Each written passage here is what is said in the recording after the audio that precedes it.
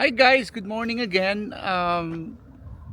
Ngayon lang ulit ako nakapag-video ng ganito dahil busy ako tsaka maraming ginagawa.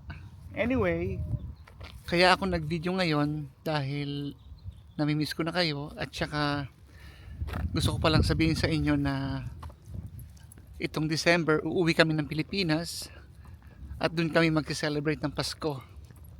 So, it's gonna be fun and sana abangan nyo tsaka sana panoorin niyo yung video namin dahil marami kaming pupuntahan sa December 24 kami darating sa Pinas. Kaya excited na kami. Actually, nakabili na kami ng ticket nitong February pa. Kasi pag hindi ka bumili ng ticket ng maaga, mahal ang ticket. So, puti at nakakuha na kami agad. So anyway, nilalakad ko yung aso ngayon. Ang pangalan niya si Jax. Aso siya nung anak ng alaga kong matanda.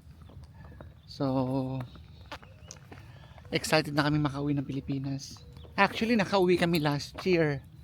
Kaya lang, um, nagka-COVID kami at saka 2 weeks yung bakasyon namin doon. So, nasayang lang din ng ilang araw dahil 3-4 days yata kaming na-stuck sa bahay. Pero this time, sisiguraduhin namin na marami kami mapupuntahan. Pupunta kami sa Binondo, sa Ongpin, pupunta kami sa MOA, pupunta rin kami sa BGC. Lahat yan i-video ko. Kaya masyado kaming busy sigurado. Pero ang pinakapupuntahan naming maganda is yung El Nido. So pupunta kami sa El Nido sa after New Year na. So uh, mag-i-enjoy kami sigurado ron dahil yung mga bata excited na rin sila na makapunta sa El Nido. Kaya we're looking forward to it. Tapos yan, nandito nga pala ako sa alaga ko. Tapos nilalakad ko yung aso nga at nandito ako sa Malibu. Dito ako nagtatrabaho sa Malibu. Tahimik masyado rito dahil alam mo naman yung mga tao rito hindi lumalabas ng bahay. At ayun. Come on, Jax. Jax. So yun nga pala, darating kami ng 24 ng gabi. So ang arrival ng plane namin is December 24 ng 10 o'clock. Tapos mag-check-in kami sa hotel for 7 days. Tapos from there pupunta na kami sa bahay sa Scopa, sa bahay ng kapatid ko. Doon kami mag-celebrate ng Pasko. Tapos yun, masyadong hectic ang schedule namin. Come on, Jax. What do you want?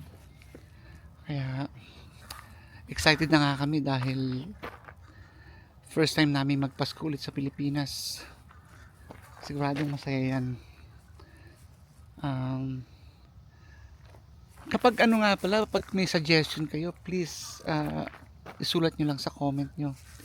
Siguradong sasagutin ko yan at alam ko makakatulong sa akin yan sa pag-vlog. Kaya I'm looking forward na makabasa ng mga comments nyo and suggestions. Hi guys, I'm back again. So katulad nga ng sabi ko, uuwi kami sa December and yeah, makikita namin yung pamilya namin tsaka Yung mother-in-law ko nga pala is mag-celebrate ng 90th birthday niya sa October, pero December na namin i-celebrate. Tapos um, it's gonna be a long flight because dalawang layover namin, pero okay lang kasi mura ang ticket eh. Kapag ka nag-PAL ka, ang ticket is like $2,000 per person. Apat kami, kaya malaki yun. So ang nakuha naming ticket is 1,200 each. So okay na rin. Tsaka we're flying United Airlines papunta sa Pilipinas, and then I think ANA, All Nippon Airlines sa pauwi. So yeah, kaya excited na kami. So yun,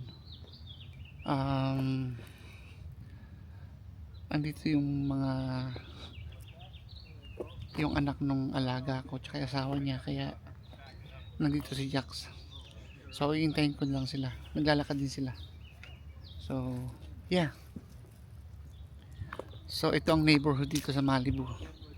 Masyadong tahimik, walang tao, maraming cactus, tsaka malapit sila sa beach. Anyway guys, I'm back. Medyo nagkaroon kasi ng nabisi ako kanina dahil andito nga yung anak ng pasyente ko, kaya hindi ako nakapag-video ulit. So ngayong bumabalik na ako, I just wanted to let you know na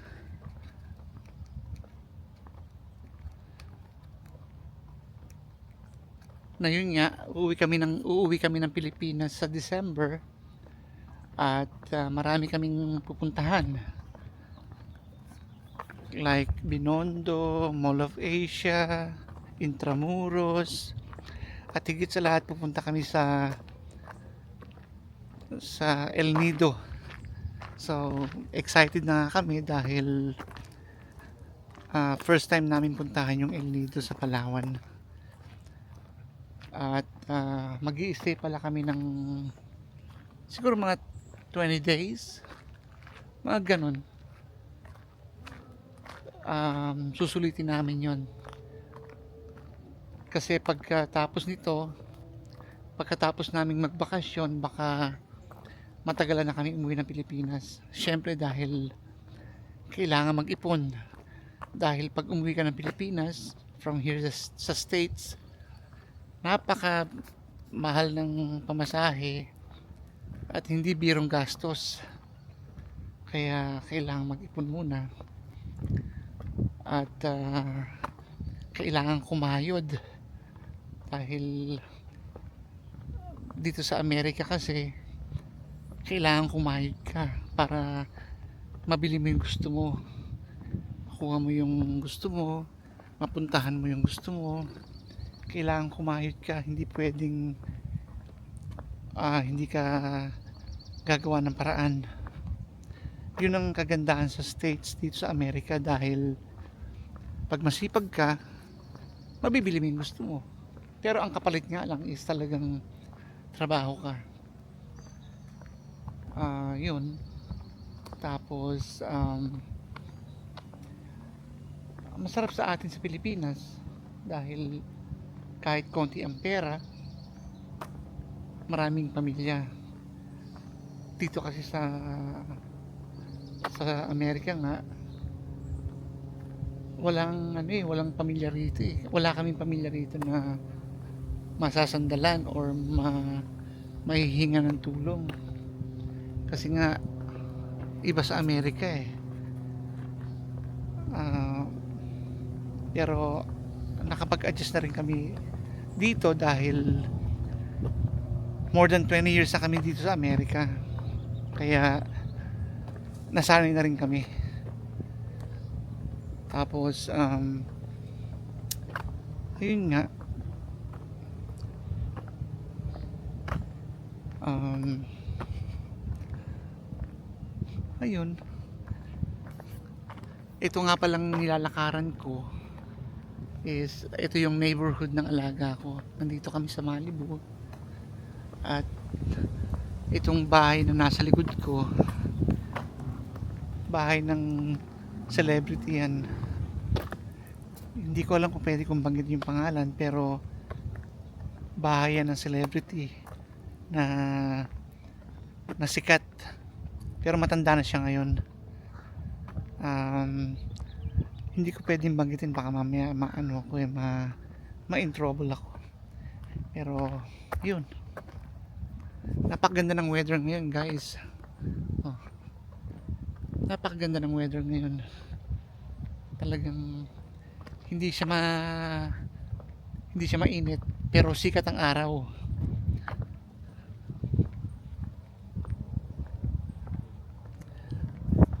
So yun.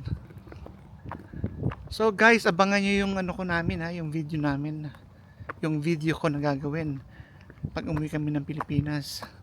At saka bago kami umuwi, i-video ko na rin yung mga gagawin namin, yung pag-i-impake namin siguro, para